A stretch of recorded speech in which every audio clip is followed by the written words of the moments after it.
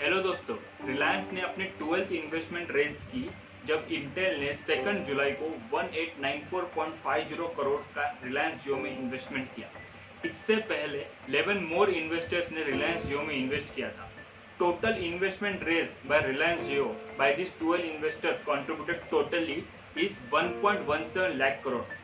That is 25.09% stake इन 12 investors ने ले लिया है। आप लिस्ट देख सकते हैं यहाँ पे कि किन किन इन्वेस्टर ने कितना कितना स्टेक इन्वेस्ट किया, कितना कितना स्टेक लिया है, कितने कितने करोड़ रुपीज इन्वेस्ट करके। लगे तो आप पॉज करके भी देख सकते हैं। तो टोटल इन्वेस्टमेंट रेज हो गई है 1.17 लाख करोड़ की। टोटल इक्विटी वैल्यू या फिर जो फ्री फ्लोट मार्केट वैल्यू जो है रिलायंस जियो की है वो है 4.9 lakh crore. Total business growth value 5.16 lakh crore.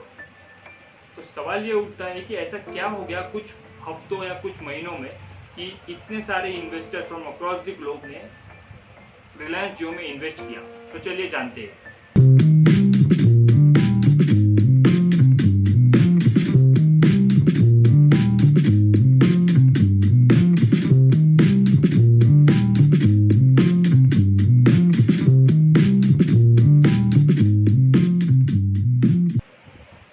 जियो एक लीडिंग टेलीकम्युनिकेशन कंपनी है आज इंडिया में। वैसे तो जियो की शुरुआत 2010 में हो गई थी, पर 2016 में जब जियो ने फ्री इंटरनेट प्रोवाइड किया तब जियो नोटिस में आया। आज जियो के पास में 38.8 करोड़ पेड सब्सक्राइबर्स है। वही फेसबुक के पास में 40 करोड़ पेड सब्सक्राइबर्स है। आज जियो के पास डिफरेंट प्लेटफॉर्म्स है, जैसे कि जियो मनी हो गया, जियो टीवी हो गया, जियो सावन हो गया, और अभी रिसेंटली जियो मीट भी लॉन्च हुआ है। इतने सारे डिफरेंट प्लेटफॉर्म्स हर सेक्टर्स में, डिजिटल हर सेक्टर्स में जियो ने अपनी पकड़ जमाए रखी है। जियो का एम्बिशन ऐसा है कि डेटा भी अपना रहे और प्रोडक्ट्स एंड सर्विसेज भी अपनी रहे। इसी अपॉर्चुनिटी को देखते हुए बहुत सारे इन्वेस्टर्स ने, टोटल 12 इन्वेस्टर्स ने जियो में इन्वेस्ट किया। उसमें जो सबसे ज्यादा बड़ा इन्वेस्टर जो है वो फेसबुक है। फेसबुक को अपनी कस्टमर बेस बढ़ानी थी। आज फेसबुक की कस्टमर बेस है 40 करोड़ सब्सक्राइबर्स। उसको अपनी कस्टमर बेस बढ़ानी थी और जियो को रिटेल बिजनेस की तरफ जाना था, मतलब कि ग्रोसरीज, ऑनलाइन ग्रोसरी स्टोर्स की तरफ।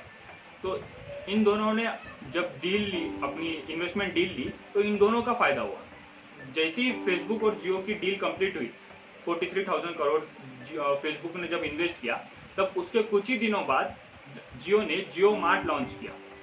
ये जो जियो मार्ट है वो व्हाट्सएप की मदद से आपको ऑनलाइन ग्रोसरीज ऑर्डर करने पॉसिबल कर देता है। ये जो टायर 1 टायर 2 सिटीज है, जैसे कि चेन्नई, कोलकाता, बैंगलोर, मुंबई, इन जगहों पे जियो मार्ट लॉन्च हुआ। टोटल 200 सिटीज में। जो बड़े कॉम्पिटिटर्स है रिटेल बिजनेस के, जैसे कि अमेजोन हो गया, फ्लिपकार्ट हो गया, इन लोगों को एक प्रकार से डेंजर हो गया है जब फेसबुक और जियो इतने बड़े पावरफुल कंपनीज ने अलायंस बनाया। अब बात आती है सिक्योरिटी की ओर, क्योंकि जो पेमेंट ऐप है, जियो पेमेंट ऐप या फिर जिससे पेमेंट कर रहे हैं वो है स्टेट बैंक ऑफ इंडिया। जियो ने 30% स्टेक 2018 में स्टेट बैंक ऑफ इंडिया के खरीद के रखे थे। तो अब कंसर्न ऐसा आता है कि जो 12 इन्वेस्टर्स है वो ऑल अराउंड द ग्लोब के हैं। यूएसए हो गया, सऊदी अरेबिया हो गया, अबू धाबी होगी।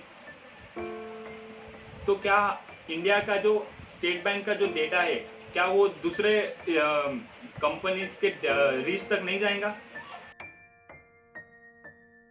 On April 22 foreign direct investment के कुछ रूल्स में गवर्नमेंट ने कुछ चेंजेस किए थे, जिसके अनुसार जो बॉर्डर नेशन है जैसे कि भूटान, पाकिस्तान, चाइना, वो डायरेक्टली कोई भी डोमेस्टिक कंपनी इंडिया के डायरेक्टली इन्वेस्ट नहीं कर सकती। फॉरेन डायरेक्ट इन्वेस्टमेंट में ये रूल लगाया गया था। ये रूल के पहले ऑटोमेटिक रूट के जरिए इन्वेस्टमेंट होता था, मतलब कि इन्वेस्टमेंट होने के बाद में गवर्नमेंट को आरबीआई को नोटिफाई किया जाता था कि हमने इन्वेस्टमेंट किया है। पर अभी कुछ जो सेक्टर्स है, जैसे कि हो गया media sector, telecommunication sector, pharmaceutical sectors, insurance sector, defence sector, यहाँ पे गवर्नमेंट अप्रूवल लगता है from various ministries and department के जरिए। पर जो टेलीकम्युनिकेशन का सेक्टर है इसको अप्रूवल लगने के बावजूद भी ये जो 12 इन्वेस्टमेंट्स हुई है, अभी तक गवर्नमेंट ने ऐसा कुछ अनाउंस नहीं किया है कि ये जो 12 इन्वेस्टमेंट्स हुई है जो रिलायंस जियो में हुई है, इनको गवर्नमेंट अप्रूवल मिला है, गवर्नमेंट क्लियरेंस मिला है। तो ये एक प्रकार से नेशनल सिक्योरिटी थ्रेट हो सकती है आगे में जाते हुए, क्योंकि जो जियो जो पब्लिक सेक्टर बैंक है, जो स्टेट बैंक ऑफ इंडिया जो अपना पब्लिक सेक्टर बैंक है, वो उसका 30% स्टेक रिलायंस जियो के पास में है, और अब रिलायंस जियो का 10% 25% स्टेक बाकी कंपनीज जो ऑल ओवर ग्लोब में रिप्रेजेंटेड है उनके पास में जा सकता है। तो एक प्रकार से एसबीआई का डेटा दूसरी कंपनीज तक रीच हो सकता है। तो ये हमारे लिए एक नेशनल सिक्योरिटी थ्रेट के समान आगे में दिख सकता है। तो जब ये पैंडेमिक चल रहा है, कोविड-19 पैंडेमिक चल रहा है, तब कोई पार्लियामेंट सेशन में नहीं है, और तब इस आगे में जब प्रॉब्लम आ सकती है नेशनल सिक्योरिटी थ्रेट को लेके, तब मोदी गवर्नमेंट को क्वेश्चन कौन पूछेगा?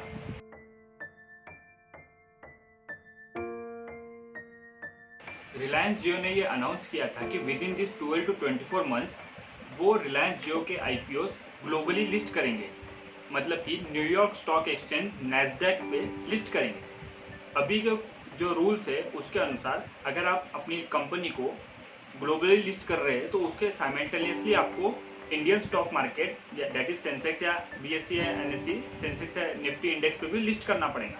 पर निर्मला सीतारामन फाइनेंस मिनिस्टर ने कहा है कि वो कुछ चेंजेस करने वाले हैं, तो डेफिनेटली रिलायंस जियो तब तक वेट कर सकते हैं। तो ये जो एक्शन है ये बहुत ही थॉटफुल एक्शन है कि रिलायंस जियो अपनी कंपनी को ग्लोबली लिस्ट करने वाले हैं, क्योंकि अभी रिलायंस जियो के पास में इंडियन कस्टमर बेस तो है ही है, पर अब जब फॉरेन इन्वेस्टमेंट्स आई है, फेसबुक जैसे ग्लोबली एक्सेप्टेबल कंपनीज से इन्वेस्टमेंट आई है, तो उन्हें वर्ल्ड वाइड रीच मिलेगी और इससे उनके शेयर्स प्राइस में भी बहुत अच्छा बदलाव आएगा।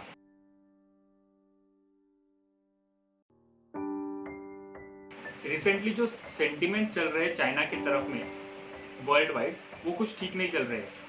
तो इस टाइम पे इंडिया एक गुड अपॉर्चुनिटी बन सकता है ग्लोबल इन्वेस्टर्स के लिए।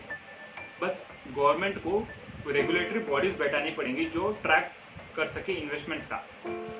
इन ग्लोबल इन्वेस्टमेंट्स की मदद से जॉब अपॉर्चुनिटीज भी क्रिएट हो सकती है और जो इकोनॉमिक कंडीशन है वो भी स्टेबलाइज हो सकती है। तो गाइस आज के लिए बस इतना ही। अगर आपको मेरी वीडियोस पसंद आ रहे होंगे तो आप मुझे सब्सक्राइब करके सपोर्ट कर सकते हैं।